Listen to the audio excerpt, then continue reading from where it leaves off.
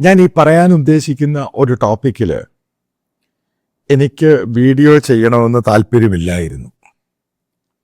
പക്ഷേ ഇതുമായിട്ട് ബന്ധപ്പെട്ട് ഞാൻ ഫേസ്ബുക്കിലൊരു പോസ്റ്റ് ചെയ്ത് കഴിഞ്ഞപ്പോഴാണ് ഇവിടുത്തെ ചില പത്രങ്ങളും ഡിജിറ്റലും അവരൊക്കെ ഇതൊക്കെ വാർത്തയാക്കിയിട്ട് ഞാൻ മുസ്ലിം വിദ്വേഷം പ്രചരിപ്പിക്കുന്ന ആളാണ്. ഞാൻ സൽമാൻ ദുൽഖർ, അതായത് മമ്മൂട്ടിയുടെ മകനെ പറ്റിയാണ് ഒരു പോസ്റ്റ് ഇട്ടത്. അപ്പോൾ ആ പോസ്റ്റുമായിട്ട് ബന്ധപ്പെട്ട് വ്യക്തമായ കാഴ്ചപ്പാടിൻ്റെ പേരിലാണ് ഞാൻ ആ പോസ്റ്റ് ഇട്ടത്. അതായത് ഇസ്രായേൽ ഹമാസ് അറ്റാക്ക് നടക്കുന്ന സമയത്ത് ഈ നമ്മുടെ ദുൽഖർ സൽമാൻ അദ്ദേഹം all the eyes to Rafah, അതേപോലെ ഖാൻ യൂനിസ്, പുള്ളി വളരെ ദുഃഖിതനായിട്ട് സോഷ്യൽ മീഡിയയിൽ ഒരു പോസ്റ്റ് ഇട്ടു. അപ്പം ഉറപ്പായിട്ടും ഇന്ത്യയിൽ എല്ലാവർക്കും ഫ്രീഡം ഓഫ് സ്പീച്ച് ഉണ്ട്, പ്രതികരിക്കേണ്ട വിഷയങ്ങളാണെങ്കിൽ അല്ലെങ്കിലും പ്രതികരിക്കാം. ഇവിടെ ആരും ചോദിക്കാനും പറയാനൊന്നുമില്ല. കാരണം അദ്ദേഹം ഒരു സെലിബ്രിറ്റിയാണ്, സിനിമാ നടനാണ്. സോ ആസ് യൂഷ്വൽ അത് കഴിഞ്ഞ് ഫാൽഗം, അതായത് കാശ്മീരിൽ ഏകദേശം 28ഓളം പേരെ കൊന്നു കഴിഞ്ഞപ്പോഴാണ് അദ്ദേഹം പോസ്റ്റ് ഇട്ടു കൊവാർഡ്ലി ആക്ട്. അത് മാത്രമേ ഉള്ളൂ. അതിനെ ക്വസ്റ്റ്യൻ ചെയ്തുകൊണ്ടാണ് ഞാനത് പോസ്റ്റ് ഇട്ടത്. അതായത് അതിനകത്ത് ഞാൻ പറയുന്നുണ്ട്, ഈ സൽമാൻ, അതായത് ദുൽഖർ സൽമാൻ എന്ന് പറഞ്ഞ് ഞാൻ ഇയാളുടെ സിനിമയൊന്നും കണ്ടിട്ടൊന്നുമില്ല. ഞാൻ നേരത്തെ പറഞ്ഞിട്ടുണ്ട്, ഞാൻ സിനിമ കാണാറില്ല. ഞാൻ അത്ര ബുദ്ധിജീവിയല്ല, അതുകൊണ്ടാണ് സിനിമ കാണാത്തത്. കാണാൻ ഞാൻ പോകാറില്ല. ഇയാളുടെ ഒരു സിനിമ കണ്ടോ, ബാംഗ്ലൂർ ഡേയ്സ് എന്ന് പറഞ്ഞൊരു മൂവി കണ്ടിട്ടുണ്ട്. ആ ഒരു മൂവി ഞാൻ കണ്ടിട്ടുണ്ട്. അപ്പം അതുമായിട്ട് ബന്ധപ്പെട്ട് ഒരൊറ്റ വാക്കിൽ നിർത്തി. ഇപ്പം കേരളത്തിലെ പോപ്പുലറായ ഒരു ആക്ടറാണ് മമ്മൂട്ടി എന്ന് പറഞ്ഞ മഹാനായ കലാകാരൻ്റെ മകനാണ്. മമ്മൂട്ടി സലഫി പള്ളികളിൽ മാത്രമേ പോവുകയുള്ളൂ, അത് വേറെ കാര്യം. അപ്പം ഞാനതിനെതിരെ പ്രതികരിച്ചു ആസ് എ ജേർണലിസ്റ്റിക്കൽ വേ. അതായത് ഈ പറയുന്ന ദുൽഖർ സൽമാൻ വർഗീയവാദിയാണെന്നും പൊളിറ്റിക്കൽ ഇസ്ലാമിൻ്റെ ആളാണെന്നും ഞാൻ പറഞ്ഞു. അപ്പം അതിൻ്റെ താഴെ ഇഷ്ടം പോലെ പ്രതികരിക്കുന്ന അറിയാമല്ലോ, സുഡാപ്പികളും ഈ പറയുന്ന സോ കോൾഡ് മോഡറേറ്റ് മുസ്ലിംസ് എന്ന് പറയുന്നതിൻ്റെ അകത്തെ ഉള്ളിരിപ്പ് എന്താണ് നമ്മൾക്ക് പോസ്റ്റ് ഇടുമ്പോഴും ഒരു വീഡിയോ ചെയ്യുമ്പോഴും അറിയാൻ സാധിക്കും. സിമ്പിളായത്, ഇതിന് റോക്കറ്റ് സയൻസിൻ്റെ ആവശ്യമൊന്നുമില്ല. അപ്പം അതുമായിട്ട് ബന്ധപ്പെട്ട് അതൊക്കെ കണ്ടു കഴിഞ്ഞപ്പോഴാണ് എനിക്ക് തോന്നിയത് ഇതിനെപ്പറ്റി എനിക്ക് പ്രതികരിക്കണം. ഈ ദുൽഖറിനെ കുറിച്ച് മാത്രമൊന്നുമല്ല, സാക്ഷാൽ മോഹൻലാൽ എന്ന് പറഞ്ഞ വൃത്തികെട്ടവൻ, അവനെക്കുറിച്ച് പ്രതികരിക്കണം. മേജർ രവി എന്ന് പറഞ്ഞവനെ കുറിച്ച് പ്രതികരിക്കണം. കേരളത്തിലെ ഈ എഴുത്തുകാരെന്നൊക്കെ പറയുന്ന ഇന്റലക്ച്വൽസ് അവന്മാരെ കുറിച്ച് പ്രതികരിക്കണം. ഒറ്റ അടിക്ക് സംഭവങ്ങൾ ചെയ്യാമെന്ന് വിചാരിച്ചു. ഇപ്പം എനിക്ക് ഇത്രയും വയസ്സായി, നിങ്ങൾക്ക് 54 വയസ്സായി. അപ്പം നമ്മൾ ഹിസ്റ്ററി നോക്കുകയാണെങ്കിൽ, അതായത് കഴിഞ്ഞ 30 വർഷത്തെ ഗ്ലോബലായിട്ടുള്ള ടെററിസം നോക്കുകയാണെങ്കിൽ, ഈ പാണക്കാട് ഷിഹാബ് അലി തങ്ങൾ പറയുന്നത്, പാണക്കാട് സാദിഖ് അലി തങ്ങൾ പറയുന്നത് അതിന് മതമില്ല. അതായത് ടെററിസത്തിന് മതമില്ല, നോൺസെൻസ്. കഴിഞ്ഞ 30 വർഷം കൊണ്ട് മതത്തിൻ്റെ പേരിൽ ഉണ്ടായതാണ് ഇത്രമാത്രം ടെററിസം. എന്നിട്ട് അദ്ദേഹം വലിയ രീതിയിൽ അപലപിച്ചു. പക്ഷേ ഇസ്ലാമിക് ടെററിസം എന്ന് പറയുന്നില്ല.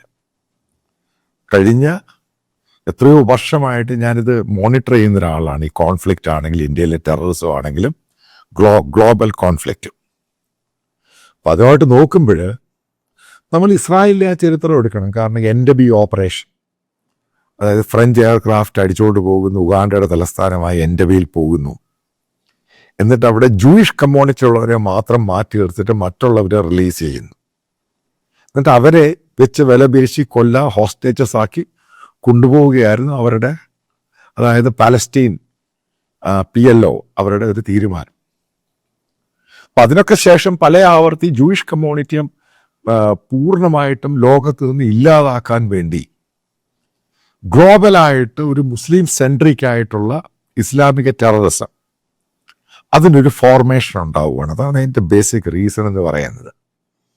പിന്നീട് അത് പല തട്ടായിട്ട് പല ഫോർമേഷനായിട്ട് IS, അൽ ഖൈദ അങ്ങനെ പലതും രൂപീകരിച്ച് ലോകത്തുള്ള ജൂയിഷ് കമ്മ്യൂണിറ്റിയെ, ക്രിസ്ത്യാനികളെ, ഇതായിരുന്നു അവരുടെ, അതാണ് അവരുടെ അജണ്ട മുഴുവൻ. അത് ആദ്യം ഇവരുടെ ഒറിജിനേഷനും അജണ്ടയും മനസ്സിലാക്കുക.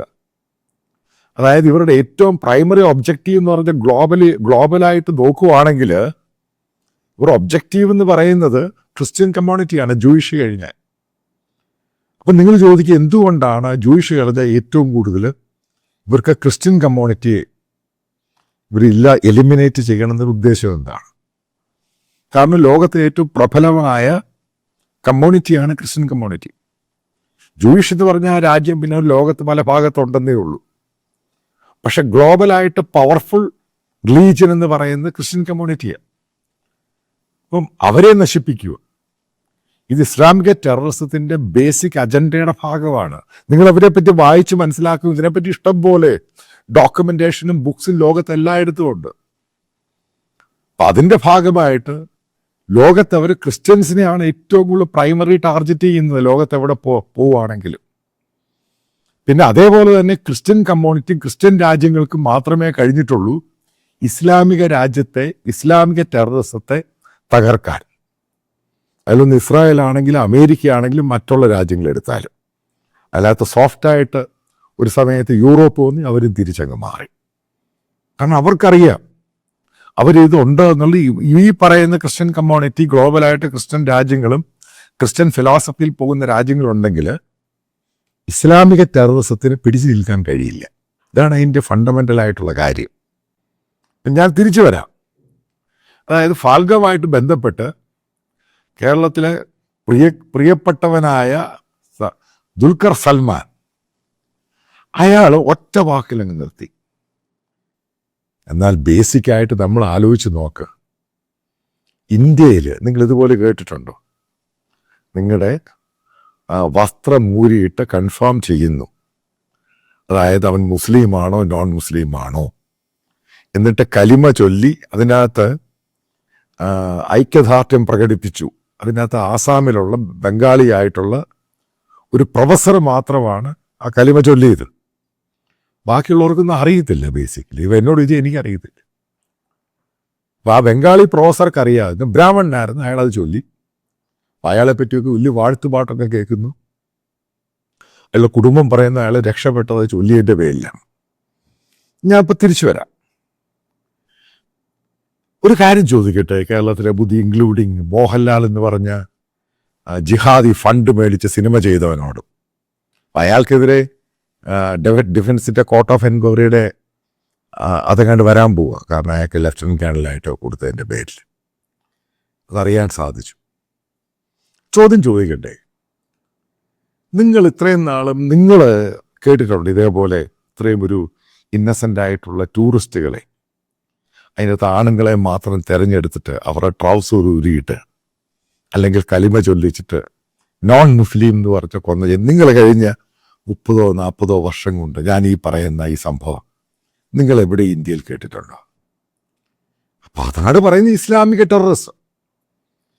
ഇതിനെയാണ് ഞാൻ പറയുന്നത് പൊളിറ്റിക്കൽ ഇസ്ലാം. അപ്പൊ ആ ഒരു വാക്ക് പറയാൻ കഴിയാത്ത ദുൽഖർ സൽമാൻ ആണെങ്കിലും മോഹൻലാലിനാണെങ്കിലും കേരളത്തിലെ വൃത്തികെട്ട ബുദ്ധിജീവി സിനിമാക്കാരാണെങ്കിലും അവർക്കെതിരെ നമ്മൾ പ്രതികരിച്ചില്ല എങ്കിൽ പിന്നെ എന്ത് പ്രതികരണമാണ് നമ്മൾക്കുള്ളത്? ഇത് ഇസ്ലാമിക ടെററിസമാണ്. അതാണ് ശശി തരൂർ പ്രതികരിച്ച. ശശി തരൂരാണ് ആദ്യമായിട്ട് ഒരു കോൺഗ്രസിന്റെ ഒരു നേതാവ് പറയുന്നത് ഇസ്ലാമിക ടെററിസം. വേറെ കാര്യം ഞാൻ നിങ്ങളോട് ചോദിക്കട്ടെ. ഉമ്മൻചാണ്ടി ജീവിച്ചിരുന്ന സമയത്ത് കേരളത്തിൽ നിന്നൊരു നേഴ്സ്, കെയർ ടേക്കറായിട്ട് പോയ പെൺകുട്ടി ഇടുക്കി ജില്ലയിൽ നിന്നും ഇതേപോലെ ഹമാസിന്റെ മിസൈല് വന്നിട്ട് അന്നുണ്ടായ അറ്റാക്കിൽ അവർ മരിച്ചുപോയി. അന്ന് ഉമ്മൻചാണ്ടിയുടെ സോഷ്യൽ മീഡിയ പേജിൽ അതിനകത്ത് പറഞ്ഞ് ഇസ്ലാമിക ടെറർ ആക്രമണം കൊണ്ടാണ് കൊല്ലപ്പെട്ടത്. അയാളെ സോഷ്യൽ മീഡിയയിൽ ആക്രമിച്ച് നിങ്ങൾക്ക് ഓർമ്മയുണ്ടോ ഉമ്മൻചാണ്ടിയെ? അന്ന് ഉമ്മൻചാണ്ടി വർഗീയവാദിയാണ്, ഒന്നുമല്ല. പക്ഷെ അയാൾക്കെതിരെ കേരളത്തിലെ ഇസ്ലാമിക സുഡാപ്പുകൾ ഒരുമിച്ചങ്ങ് ഇളകി. എന്നിട്ട് ആ ഇസ്ലാമിക ടെറർ അങ്ങ് മാറ്റി. മനസ്സിലാക്കണം, ഇത് കാരണം ജിഹാദി ഫണ്ട് മേടിക്കുന്ന കേരളത്തിലെ മീഡിയ ആണെങ്കിലും കേരളത്തിലെ സിനിമാക്കാരാണെങ്കിലും ഇവർക്കൊക്കെ ഭയമെന്ന് പറയുന്നത് ഈ പറയുന്ന ജിഹാദികളെ തന്നെയാണ്. അതാണ് ഇതിൻ്റെ സ്പെസിഫിക് ആയിട്ടുള്ള കാര്യം. ഈ ദുൽഖർ സൽമാൻ എന്ന് പറയുന്ന ഫാൻ ബേസ് എന്ന് പറയുന്നത് മുസ്ലിം കമ്മ്യൂണിറ്റി ആണെങ്കിൽ അതിനകത്തെ ഇവർക്കൊക്കെ ഒരു അതായത് ജിഹാദിനെതിരെ മിണ്ടാത്ത, അതായത് ഞാൻ ഈ പറയുന്ന നമ്മുടെ പാണക്കാട് സാദിഖ് അലി തങ്ങൾ, അതേപോലെ മുസ്ലിം ലീഗിൻ്റെ നേതാക്കൾ, ഇവരൊന്നും ഇസ്ലാമിക ടെററൊന്നും ജിഹാദ് എന്ന് ഇതിനെ പറയുന്നില്ല. കാരണം മതമില്ലെന്നാ പറയുന്നത്. മതം മാത്രമാണ് ഇതിനകത്ത്. ഇത് മതമില്ലാതെ എന്ത് ടെററിസമാണ്? ഒരു നോൺ മുസ്ലിമിനെ കൊല്ലുന്നു, പിന്നെ അതിൻ്റെ മതമല്ലേ ഉള്ളത്? ഇപ്പം ഇതിനകത്ത് ഏറ്റവും വലിയ കൊവാടെന്ന് പറയുന്നത് മോഹൻലാലാണ്. വൃത്തികെട്ടവൻ, ആ വാക്ക ഉപയോഗിക്കുന്നു. വെറും വൃത്തികെട്ടവൻ. എമ്പുരാൻ എന്ന് പറയുന്ന സിനിമ മാത്രമൊന്നുമല്ല, ചില കാര്യങ്ങൾ ഇൻ ഡീറ്റെയിൽ ആയിട്ട് ഞാൻ ഇതിന് ഫർദർ വീഡിയോ ചെയ്യാം. ചില കാര്യങ്ങൾ ഞാൻ ഇതിനെപ്പറ്റി ശേഖരിച്ചുകൊണ്ടിരിക്കുക ഡീറ്റെയിൽസ്. എന്തുകൊണ്ടാണിത് പറഞ്ഞത്? അയാളുടെ ഇത്രയും നല്ലൊരു നടൻ ഇതിൻ്റെ പുറകെ പോകേണ്ട ആവശ്യം എന്താ? ഞാനിത് പറയുമ്പോൾ നിങ്ങൾ സിമ്പിളായിട്ട് കാണരുത്. എവിഡൻസോടുകൂടി ഞാൻ പല കാര്യങ്ങളും ഞാൻ ഇതിനെപ്പറ്റി പറയാം. അതേപോലെ കേരളത്തിലെ പല സിനിമാക്കാരും പത്രക്കാരും ഇത് ഇസ്ലാമിക ടെറർ തന്നെയാണ്, ഇത് ജിഹാദ് തന്നെയാണ്, അപ്പം അതിനെ സപ്പോർട്ട് ചെയ്യുന്ന വലിയൊരു കൂട്ടം കേരളത്തിലുണ്ട്. അവരെ ഇവർക്കൊക്കെ വേണം, അവരുടെ പണം വേണം, അവരുടെ ഫാൻ വേണം, അവരൊക്കെ സിനിമ കാണണം. എന്നാൽ മാത്രമേ ദുൽഖർ സൽമാൻ ഉൾപ്പെടെയുള്ള വർഗീയ വിഷം, മോഹൻലാൽ എന്ന് പറഞ്ഞ് ഇതേപോലെയുള്ള ആൾക്കാരെ നിന്ന് പണം വാങ്ങി സിനിമ ചെയ്യുന്നവൻ, ഇവൻ്റെയൊക്കെ വയറ്റിപ്പഴപ്പാണിത്. അതായത് ഇന്ത്യ എന്ന് പറഞ്ഞ മഹാരാജ്യം അല്ല, ഇതൊക്കെ ചുമ്മാ പച്ചക്കള്ളമായി പറയുന്നത്. അത് തുറന്നങ്ങ് പറയുവാണ്. കേരളത്തിലെ ഈ സോക്കോൾഡ് ബുദ്ധിജീവി എഴുത്തുകാര് ഇവന്മാരൊക്കെ ഇതിൻ്റെ ഒരു ഭാഗമാണ്. അതുകൊണ്ടാണ് അവർക്കത് ഇസ്ലാമിക ടെറർ എന്ന് പറയാൻ പേടി. കാരണം ഇവരൊക്കെ പല പോസ്റ്റും അതും ഒക്കെ ആലോചിച്ച് കണ്ടു മുന്നോട്ട് പോകുന്നവരാണ്. പിന്നെ ഇതുമായിട്ട് ബന്ധപ്പെട്ട് ഞാൻ മുസ്ലിം വിരോധം പറയുന്നു എന്ന് പറയുന്ന ഒരാൾക്കാരുണ്ട്. നിങ്ങളത് പറഞ്ഞാൽ എനിക്കൊരു കുന്തവുമില്ല, യു ടെൽ മീനാ, ഞാനത് അക്സെപ്റ്റ് ചെയ്യുന്നു. പക്ഷെ എനിക്കറിയാം ഞാൻ പറയുന്നത് ഇസ്ലാമിക ഫെനറ്റിക്കായിട്ടും പൊളിറ്റിക്കൽ ഇസ്ലാമും, അതായത് ഇസ്ലാമിക മതഭ്രാന്തന്മാരെയാണ് ഞാൻ പറയുന്നത്. ഇനി അതല്ല ഞാൻ മുസ്ലിം വിരോധിയാണെന്ന് നിങ്ങൾ പറഞ്ഞാൽ ഓഫ് കോഴ്സ് എനിക്ക് അതിൻ്റെ അകത്ത് വലിയ വ്യത്യാസമൊന്നുമില്ല. അത് തന്നെയാണ് ഞാൻ പറയുന്നത്. അത് നിങ്ങൾ മനസ്സിലാക്കുന്ന രീതിയിൽ മനസ്സിലാക്കുക.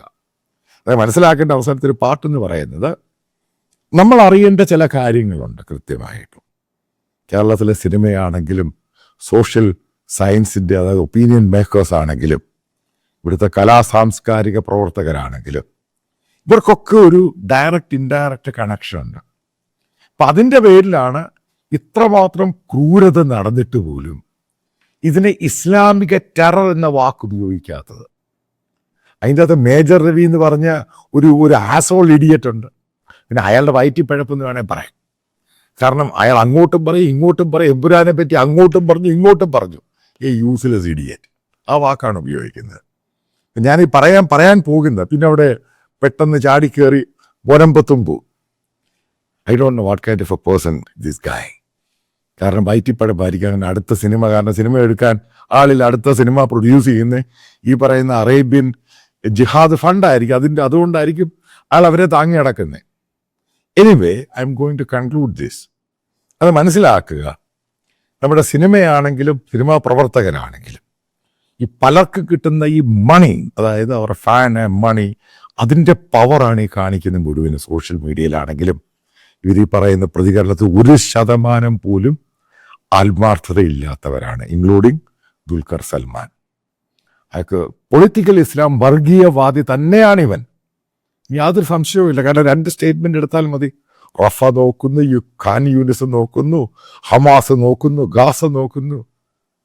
കാശ്മീരിൽ നടന്നത് ഒറ്റ വാക്ക്, കാശ്മീരിൽ നടന്ന ഇസ്ലാമിക് ടെററാണ്.